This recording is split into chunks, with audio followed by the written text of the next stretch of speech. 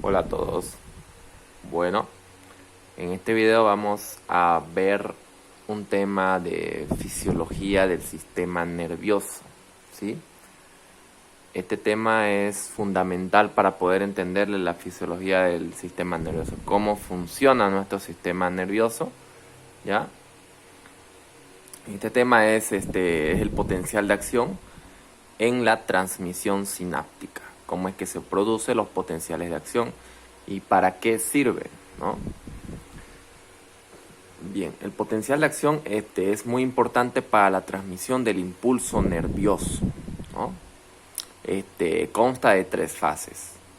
Fase 1 de despolarización, fase 2, fase de meseta y fase 3 de repolarización, ¿ya? El potencial de acción tiene 3 características muy importantes que debemos conocer. Primeramente, tenemos que saber que todo comienza, que antes de que se inicie el potencial de acción, nuestra célula nerviosa está en un estado de reposo o fase 0, ¿sí? Un estado de negatividad dentro de la célula nerviosa, ¿ya? Entonces, el potencial de acción lo que hace es cambiar este polo negativo a positivo, ¿ya? Mediante un flujo de iones que vamos a ver a continuación, de sodio, de calcio y de potasio, ¿sí? Va a haber un flujo de iones, va a haber un cambio de polo, quiere decir de negativo a positivo, como es en la despolarización, la fase 1, que está por acá, ¿no? También otra característica es el cambio de voltaje. Acá tenemos de menos 90, vamos a ver que esto va a cambiar a positivo, más 35 milivoltios. Entonces, esas son las características importantes que tenemos que conocer del potencial de acción, ¿ya? Que en el potencial de acción va a haber un cambio de polo de negativo a positivo y vamos a ver que nuevamente la célula nerviosa va a retomar su estado de reposo en la fase de repolarización, ¿ya? Entonces eso tenemos que tener en cuenta. Hay un flujo de iones, cambio de polo, cambio de voltaje, de negativo a positivo. Bien, comencemos entonces por este lado, hablando de la fase 0. Tenemos por acá la fase 0 que está caracterizada por un incremento de cargas negativas dentro de la neurona, ¿sí? Cargas negativas, las proteínas, los fosfatos tienen cargas negativas, entonces hay un aumento de estas cargas negativas en la célula nerviosa. Y otros iones más que tienen cargas negativas. Cloro tiene carga negativa también. Bien, entonces, ¿qué es lo que mantiene el estado de reposo? O sea, es el aumento de cargas negativas dentro de la célula nerviosa en la fase 0. La bomba ATPasa sodio-potasio y los canales semiabiertos de potasio.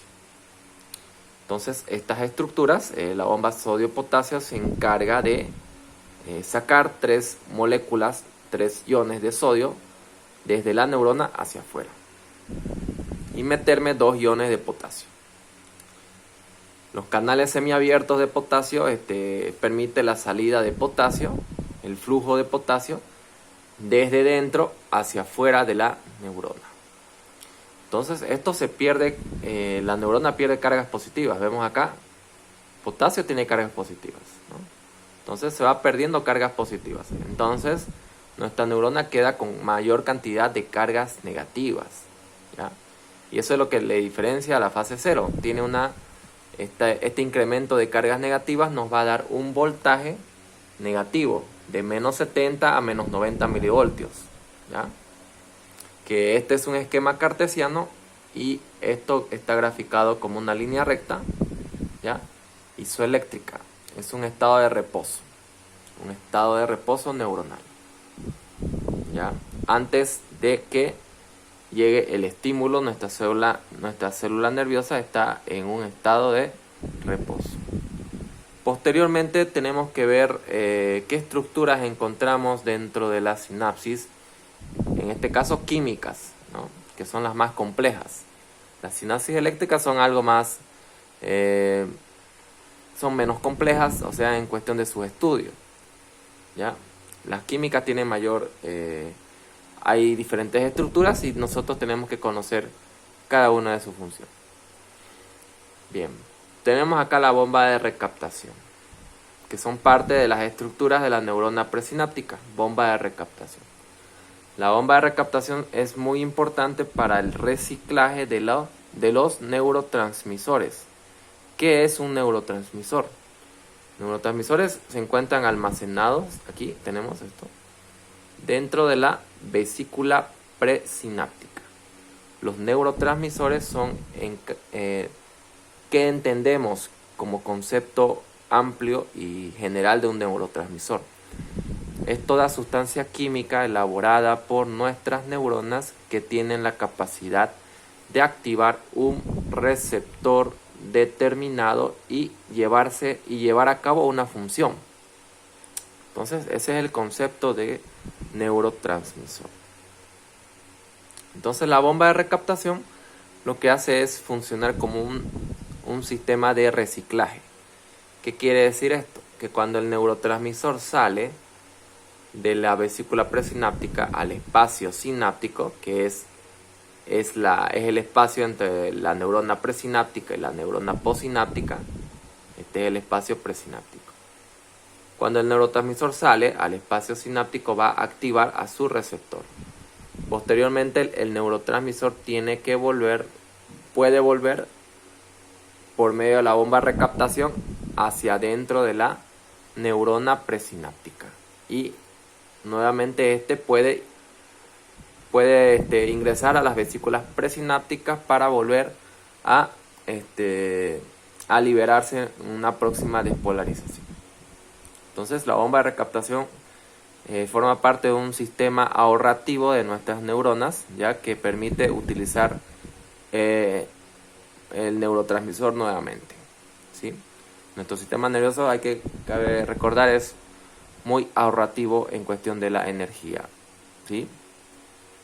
Bien. Tenemos la vesícula presináptica, que es esta estructura que vemos aquí. ¿Qué función cumple la vesícula presináptica? Se encarga de almacenar el neurotransmisor, ¿ya? Se encarga de almacenar los neurotransmisores, las vesículas presinápticas. El autorreceptor, ¿qué función cumple el autorreceptor? El autorreceptor es un receptor que se encuentra a nivel de las neuronas presinápticas, ¿ya? Neuronas presinápticas. Y cuando este autorreceptor es activado por el mismo neurotransmisor, ¿ya? Va a ocasionar que esta neurona presináptica no libere más cantidad de neurotransmisor al espacio sináptico. Entonces, este autorreceptor funciona como un sistema de autorregulación. Permite que este espacio sináptico no se llene, no se sobrecargue de neurotransmisores, ¿no? Bien. Tenemos el canal de calcio, que es muy importante para la entrada de este ion, calcio. Y el calcio es muy importante para la salida de nuestros neurotransmisores, ¿okay?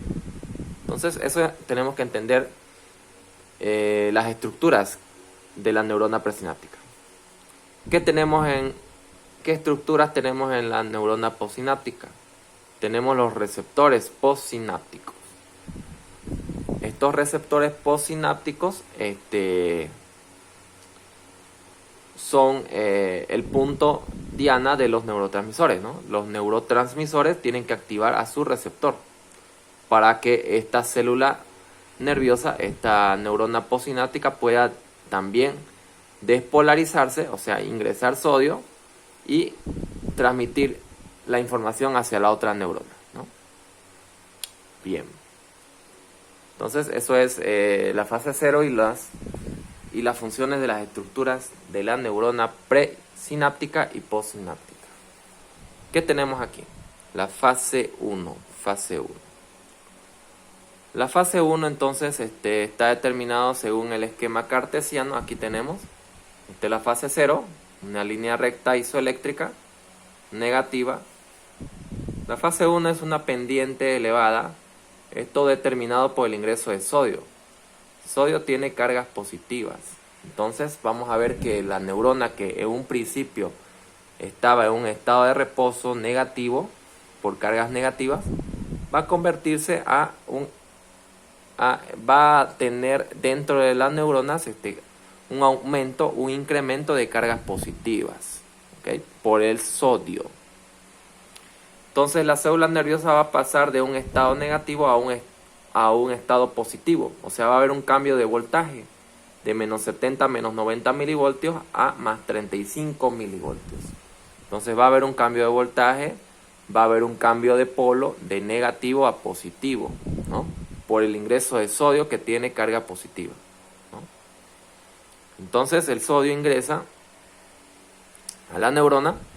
Las cargas positivas aumentan, se incrementan en la neurona presináptica y esto va a formar una corriente eléctrica de despolarización que va a llegar a toda la parte de la neurona, ¿no?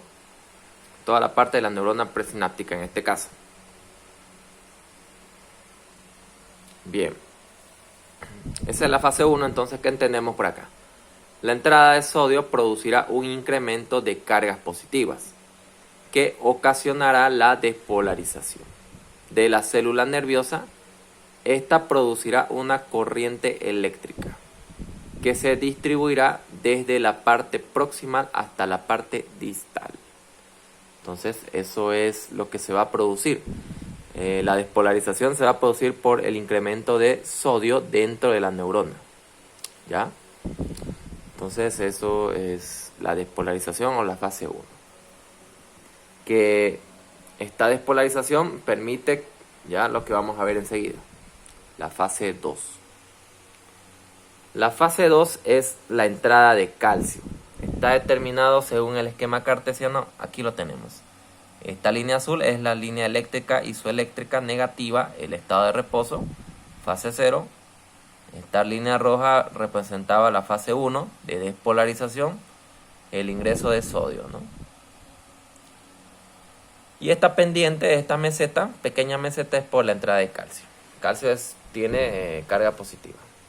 Entonces, ¿cómo va a producir la entrada de calcio en la neurona? Otro flujo de ion. Hemos dicho que las tres características del potencial de acción son flujo de iones, cambio de polo, de negativo a positivo y de positivo a negativo. También vamos a ver cambios de voltaje de negativo a positivo y de positivo a negativo.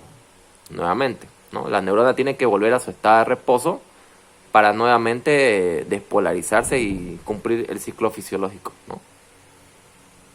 Bien.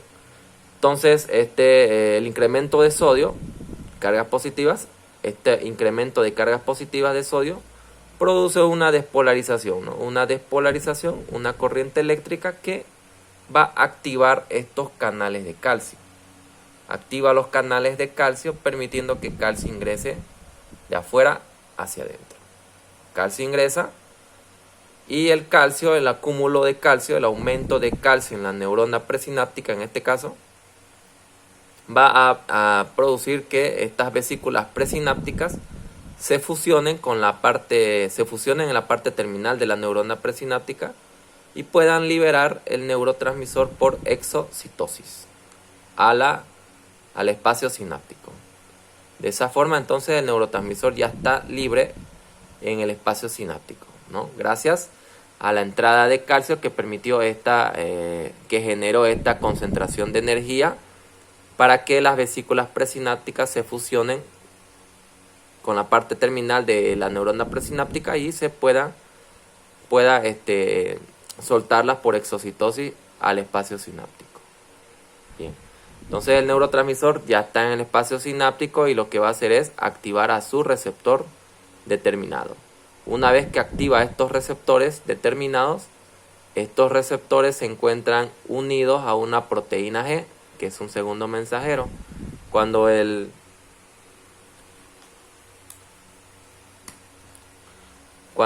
neurotransmisor ya activa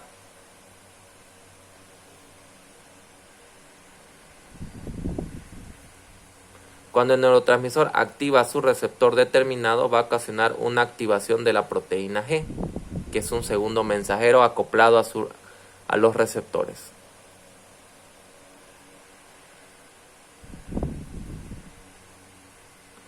Esta proteína G entonces lo que va a hacer es activar canales de sodio. Va a activar los canales de sodio, ¿ya? Entonces, sodio va a ingresar de afuera hacia dentro, ¿no? Sodio ingresa. Sodio tiene cargas positivas y es el incremento de cargas positivas que produce una despolarización, ¿no? Una despolarización de nuestras células nerviosas, ¿no? Se despolariza completamente desde la parte proximal donde están los receptores hacia la parte terminal donde se encuentran las vesículas. Entonces se repite nuevamente el ciclo, ¿no? Del potencial de acción. Una vez que así es como funciona, ¿no?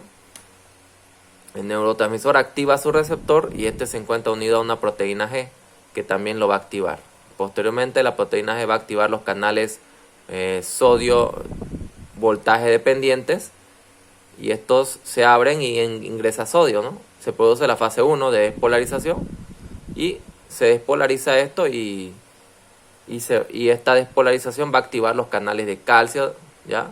De esta neurona postsináptica que tiene su extremo terminal similar a este y se va a producir lo mismo, ¿no?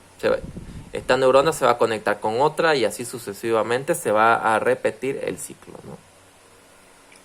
Bien, ¿qué tenemos por acá? El incremento de cargas positivas en la neurona permite la despolarización y próxima apertura de los canales de calcio, para que así se produzca la liberación del neurotransmisor al espacio sináptico. Entonces, eso es la fase 2. ¿Qué tenemos por acá? La fase 3. La fase 3 es la repolarización. ¿Y cómo está representado esto? En el esquema cartesiano, ya está representado así. Esta es la fase 0, ¿no? De estado de reposo. Este en rojo es la fase de despolarización, ingreso de sodio. La fase de meseta, el ingreso de calcio. Y esto de negro es la fase de repolarización, salida de potasio, para que nuevamente vuelva a estar en un estado de reposo negativo. Entonces la fase de repolarización, fase 3, busca que la neurona pueda volver a estar en un estado de reposo, un estado negativo, para volver nuevamente a despolarizarse, ¿no? Es necesario que las neuronas tengan su estado de reposo, ¿sí? Es necesario en la función fisiológica del sistema nervioso que las neuronas tengan un periodo breve de estado de reposo. Bien, ¿cómo funciona la fase de repolarización? ¿Cómo es que se da? Tenemos aquí los canales de potasio se abren y los canales de sodio se cierran. Ya se cierran los canales de sodio, ya no ingresa sodio a la neurona, por tanto los canales de potasio se abren y esto permite la salida del potasio desde la neurona hacia afuera. Se pierde cargas positivas entonces, y esto, la neurona nuevamente gana cargas negativas dentro de ella, y esto hace que se vuelva nuevamente a un estado de reposo. ¿Qué tenemos acá? En esta fase la célula nerviosa se repolariza, produciéndose para esto cierre de los canales de sodio y apertura de los canales de potasio, que este sale afuera, produciendo nuevamente el cambio de polaridad, ¿no? Entonces la fase de repolarización está determinada por la salida de potasio. Bien, entonces eso es lo que tenemos en esta clase de transmisión, potencial de acción en la sinapsis, ¿ok? Es un tema muy importante para entender la fisiología del sistema nervioso, ¿ya? Es un tema básico. Bien, vamos a seguir viendo algo de fisiología del sistema nervioso. Sé que es un canal de farmacología, pero siempre nosotros tratamos de hablar también de fisiología, ¿no? De fisiología para poder porque es importante entender la fisiología y la fisiopatología para comprender la farmacología clínica, ¿no? Siempre hacemos en nuestros videos previas de fisiología y fisiopato. Ya después hacemos pura farmacología, ¿no? Bien, entonces eso es todo por hoy. Nos vemos en la próxima clase. Un saludo a todos y gracias por seguirnos. Hasta luego.